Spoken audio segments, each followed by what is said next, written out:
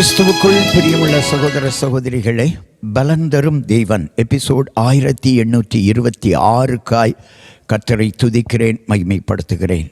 இந்த நாளிலும் ஏசாயா 60ஆம் அதிகாரம் 19வது வசனத்தின் பின்பகுதி, கர்த்தரே உனக்கு நித்திய வெளிச்சமும் உன் தேவனே உனக்கு மகிமையுமாய் இருப்பார். கர்த்தர் உனக்கு நித்திய வெளிச்சமாய் இருப்பார். உன் தேவன் உனக்கு மகிமையான காரியங்களை செய்வார்.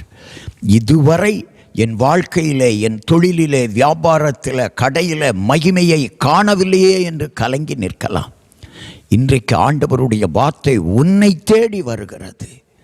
ஹல்லேலூயா! மகிமையான காரியங்களை நீ காணப்போகிறாய். ஸ்தோத்திரம்! வெளிச்சமான காரியங்கள் உன் வாழ்க்கையில் வரும். நித்திய வெளிச்சத்தை உன் குடும்பம் காணும். வாழ்க்கையிலும், தொழிலிலும், வியாபாரத்திலும், கடைகளிலும் மகிமை இன்று முதல் பெருக போகிறது. ஆசீர்வாதம் பெருக போகிறது. அதை நம்பு மகளே. இயேசு உன்னை மகிமைப்படுத்துவாய். ஹல்லேலூயா! உன் மூலம் இயேசுவுக்கு மகிமை போகும். உன்னில் நான் மகிமைப்படுவேன் என்ற வசனமும் உறுதி செய்யப்படும். உன்னை மகிமையாக வைப்பார். நித்திய மாட்சிமையாக வைப்பார். கண்களை மூடி ஜெபிக்கலாம். எங்களை நேசிக்கிற நல்ல தகப்பனே, இதுவரை யார் யார் மகிமை இழந்து இருளுக்குள்ளே வாழ்ந்து கொண்டிருக்கிறார்களோ, வாழ்ந்து கொண்டிருந்தார்களோ, அவர்கள் எல்லாருக்கும் இன்று முதல் ஒரு வெளிச்சத்தை கட்டளையிடப் போகிறீர். மகிமையை கொடுத்து விட்டீர். பெற்றுக்கொள்ள ஆயத்தமாகுங்கள்.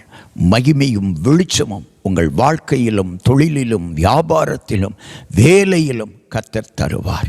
மகிமையான காரியங்களை இன்று முதல் காண்பாய். உன் வாழ்க்கை பிரகாசிப்பிக்கப்படும். 118ஆம் சங்கீதம் 27வது வசனம். கர்த்தர் நம்மை பிரகாசிப்பிக்கிற தேவன். அந்த வசனம் உங்கள் வாழ்க்கையில் நிறைவேறப் போகிறது. பிரகாசத்தை காண்பீர்கள், மகிமையை காண்பீர்கள். இயேசு கிறிஸ்துவின் நாமத்தில் ஜெபிக்கிறேன் பிதாவே, ஆமென்.